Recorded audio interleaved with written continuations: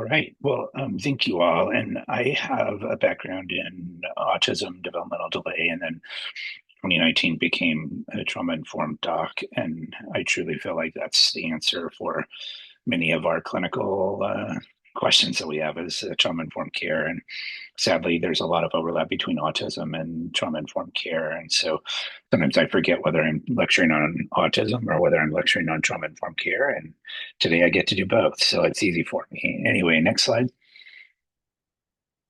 What we'll do is talk about the risks to autistic students and kind of understanding it from a neurodevelopmental pattern that autism has. And then we'll talk about some trauma-informed changes to make. So dangers for autistic children, in the community and in school include wandering probably most significantly. And, you've all probably had a child wander from school, and that is an emergency that is of utmost importance. Pica is seen both in the home, the community, and at school, and self-harm can be seen anywhere for a child. And sadly, victimization. I hope I do not trigger anybody today with the idea of victimization, but I have seen it in children with autism in the school setting before. Next slide. So if we think about wandering, since 2011, we've had 1,500 cases of people with autism missing or found missing, and of those 1,500, 200 of them have been fatalities. And we know that a third of all wanderings end in death or needing medical attention. And sadly, 71% of those are from drowning in natural bodies of water or canals, being most common. And the greatest number of wanderings are in that age group from 10 to 14, but the highest morbidity and mortality is associated with the age group 5 to 9 years of age. And in fact, those less than 5 years of age are the greatest risk for death from wandering, up to 60%. And so we know that if children wander, have autism, and have an affinity for water, the mortality rate is 50%. That is greater than almost any other disease state I take care of. So it's super important. Next slide. Pica is interesting. It can occur in normal neurodevelopment, but it occurs more commonly in autistic children. And it can include soap, clothing, pebbles, household toxins, dirt, more dangerous things like magnets and batteries. Next slide. So this pica behavior is often sensory seeking or a textural experience that autistic children will seek out. And other times they have a hard time discerning food from non-food items. And then, more of a medical issue, but sometimes they're seeking out a nutrient that they're deficient in from their very limited diets. Next slide. Um, Moving on to victimization, it takes on many forms. And if we try to understand social vulnerability leads to bullying, such as teasing or being persuaded to do something they don't want to do. Oftentimes autistic children have money or theft issues because they're thought to be naive. If they're nonverbal, they can't report it. And then, of course, abuse forms and physical, emotional, and sexual abuse do occur in autistic children in the school setting. And again, their lack of social reciprocity, their lack of communication often makes it unreportable for them. And so they continue to be victims without a voice. Next slide. I guess I've already covered all this. Also from victimization, like the emotional ability and deficits in emotional expression and their dysregulation can provoke caretakers. I got beaten up while examining a 2-month-old by the 4-month-old sibling yesterday, was just pummeling me with fists in the back and then slapped me in the face because the baby was crying. And I'm a level-headed guy. I work with autistic children. I'm like, oh, this is good. He's getting his anger out. It's bad. It's maladaptive. It's dysregulated. But I'm not the dad, the guy, the doctor, the teacher, the therapist, whoever that struck back. And I mean, he was really pummeling me, slapped me in the face, and I was able to maintain control because that's who I am. And I know it's more of a behavior he's not able to express in words. He expressed it in the way he knew how to. So anyway, we're working with mom on those things, but I'm thankful it was me in that situation because I understand his behavior and accept it. So next slide. Um, Self-harm, biting, scratching, hitting, headbanging, pinching, these can be subtle. They can happen right before us and we don't identify it in a kiddo who does it commonly. It may be in an effort to communicate a need or an emotion. Sometimes it's sensory seeking. And then other times, they're having some emotion that they can't express, either fear or pain, and they replace that emotional feeling with self-harm activity. And then we can teach self-harm activity inadvertently. A child, starts hurting themselves. Maybe we turn our backs. Um, Now we've got a child who understands when I'm scared and want to be alone, I hurt myself and the adults move away from me. So, it's very, very important for us to think about kind of, I wish Julie was here because she would be the ABA expert that would talk about what happens before the behavior, and what happens after the behavior. And so we need to be cautious about, teaching self-harm and inadvertently reinforcing it through our behaviors as those that care for autistic children. Next slide. So if we think about the why, this neurodiversity in the classroom, stressors are common in the classroom for all children, but they may impact autistic children in a more impactful way, creating traumatic experiences that are long lasting. Um, I love the idea of sensory gating, and I spelled gating wrong. Look at that. Sensory walking versus sensory gates. It's a process to filter out irrelevant sensory information. And autistic children often have all of their sensory gates open, so they have a difficulty suppressing irrelevant input and trying to orient it to the context. And behaviors can be better understood if we can consider these differences in sensory gating. I love the book, The Reason I Jump. There's a foreword by a mother of an autistic child who says, the child says autism is like having 200 speakers in a room, all playing a different radio station. And so that gives you the idea of what the autistic child might be experiencing in terms of, what's going on with them and what might be more difficult for them in a classroom that can be very stimulating. I have exam rooms in pediatrics that have murals and all kinds of fun stuff.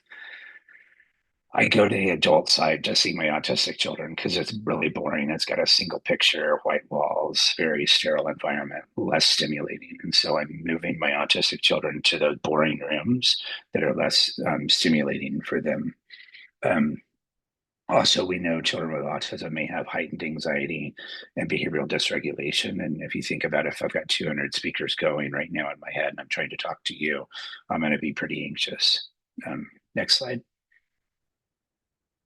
Um, and then add on to that the deficits in communication, social reciprocity make it difficult for autistic children to get their needs met or to understand danger.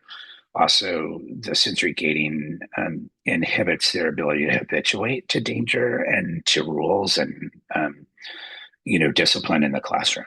So you might see them doing the same thing over and over and over again and not understand why, but it's that difference in their ability to habituate through sensory gating differences. We all know that transitions and unfamiliar situations can trigger behaviors and dysregulation in children with autism. And then, we have to think about like the heterogeneity of the presentation of autism.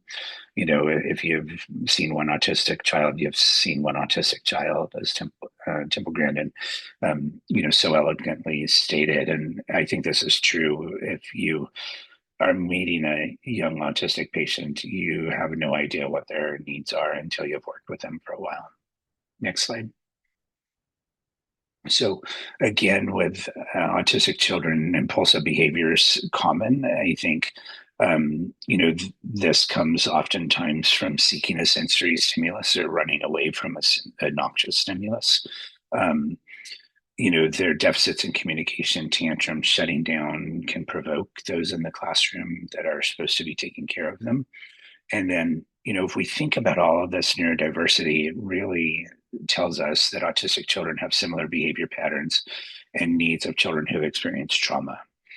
And so the polyvagal theory of trauma and that it gets very complex, but you freeze, you fight, or you flee. And you can think of autistic children that you've cared for, and you've seen all three of those reactions as they have their reaction to some new stimulus or trigger.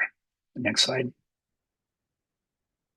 Um, so things that we might consider to become more trauma informed or trauma aware in a classroom would be collaborating with the children who can tell us what their needs are, but if not, and in any case, talk to the families. Any autistic mother or father knows so many things that either work well for their child or don't work well for their child, and we can use their vast expertise to help us in the classroom know what are the things we should avoid and what are the things we should reinforce. Um, I love the idea of storyboards. I'm not an ABA therapist, but I actually teach families about storyboards when they're struggling with some transition or some task that needs to get done. And storyboards can be super good for neurodevelopmentally typical children as well as neurodivergent children because it's very concrete. And then, like I talked about in my clinic, we can modify the environment. I have students who have schools who have adapted a safe sensory place for them, either in the classroom or separate from the classroom, that they can either go to or retreat to in the classroom. And a quiet place, subdued lighting, low sensory stimulation is what we're seeking. And then some schools are having carts with aids such as noise blocking headphones, fidget toys, other, self stim, satisfying behavior that a child can focus on so that they're not having maladaptive or dysregulated behaviors, giving them a chance to re regulate. Next slide. So really what we want to do in schools is advocate for long-term solutions. I think the first thing in trauma-informed care and trauma-informed lens in the school is educating others. So letting everybody that's going to come in contact with an autistic child, the teachers, counselors, therapists in the school, and students have developmentally age-appropriate education about what autism is and really more importantly what autism is not, because I think there's so many misconceptions about autism, and I think it's so important to let people understand what that child's needs might end up being. As we talked about toolkits, I've thought about doing this in my office, having just a little caddy that I bring in that has all kinds of things. I have some toys. Mr. Stickman has been a staple for me, where I take a tongue blade and draw a smiley face on it, and it has saved me in so many settings. But I have one autistic child who then went out to the minivan and shoved it under the seat, and mom sent me a picture of about 50 of these over the years that have been shoved under his seat. And it was just super, super cute to see that this thing that got me through a visit with him in the office then was something he saved under his seat. Um, so I don't know, tongue blade in the school setting might be a little stretch, but it's worked for me. And I think there are other things that could work in the school setting. And then, I think safe places of permanence. So not just something that's temporary, but a permanent place that's a sensory room or a sensory setting for a child or children that will come to that school. And then, like we talked about, sensory aids. Next slide. Um, Mary Doherty is a wonderful autistic advocate, and she has come up with the idea of space. And so this is paying attention to the sensory needs of children, um, remembering the predictability of their patterns of behavior, and that they depend on predictability for them to be able to self-regulate well. And then accepting of behaviors that may be challenging. And I think when I'm teaching residents in my clinic, when we're seeing autistic children, just putting like stimulation or wandering in context of those speakers are going, and kids will self-stim and wander to exhaust themselves, so they fall asleep and some of the speakers turn off. And something like echolalia, they're not just repeating to annoy you, they're practicing what they have learned and they're showing that they have that down. And echolalia allows them to sit and think about what memory do I have from the past that helps me understand how I should respond now. And so it's giving them time as they scan their memory to see like what other behavior, whatever other situations have I been in that I can relate this situation to, where I can use my past knowledge to then respond appropriately. So echolalia understood that way is way different than they're just repeating things. Um, and then knowing that there's differences in communication, and then always that empathy piece. And I think anyone that cares for children with autism has to have incredible empathy. And when you see that empathy, it's truly one of the most beautiful things, because it's kind, it's gentle, it's patient, and it does its best to understand what is so difficult to understand for so many people. Next slide. So some of the things that I've learned over the years, some from OT friends, some from PT friends, but one that I love really well is the high five game. So I do this if I see an autistic kid that's starting to get anxious, doing some self-stim behavior, having vocalizations, rocking, doing something that tells me they're you dysregulating. I get them to see if I can do the high five game. So I start out with single high fives, left and right, left and right, left and right, left and right. And then I get a 10, both hands at the same time. And then I go back to single left, right, left, right, left, right, 10. And this resets the nervous system. So I've had kids where I'm like, oh, there's no way I'm getting an exam. If I can engage them in a high five game, guess what? My exam goes perfectly fine. And I've used it in the classroom or in my exam room. It can be used in the classroom. I have the opportunity to interact with some autistic children outside of my office, and I've done it in that setting as well. And it's just kind of universal. If you can get them to engage in a high five game, you're set. And grandmothers had it figured out with patty cake bakers. Every one of us knows that we fell asleep on our grandma's arms after they did the patty cake, because we just reset our nervous system.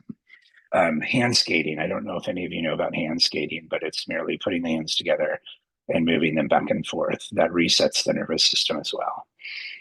Anything that uses both sides of the body, so like shoulder tapping as well, can reset the nervous system. Um, so incredible tools that are simple you can do, and kids don't know that you're resetting their nervous system. If you can predict behaviors before they happen and put a response before a behavior to prevent it and not reinforce it by resetting their nervous system, is just a perfect way to keep that child in a calm place where they can learn. Because once they're dysregulated, they're not going to learn anything except the maladaptive behavior that we inadvertently teach them. So that's the danger. And I think the next slide is key points. So remembering autistic children may closely parallel those that have experienced trauma in their lives. Adopting then a trauma-informed practice can lead to success for these students with autism in the classroom as well. Thinking about safety is most important, wandering being the top of that list. And then, we need to do long-term solutions. So every child that goes to a school has those predictable patterns of supports that they need to be successful in their school setting. And then the last slide, I think, is my thank you to all of you for what you do. The places that you are at taking care of children with autism are often resource strained. And I think it's incredible that you're doing it, and doing it with, empathy and kindness and gentleness. And I love that about all of you. So I'm happy to take questions if we have time. And I put some resources in too.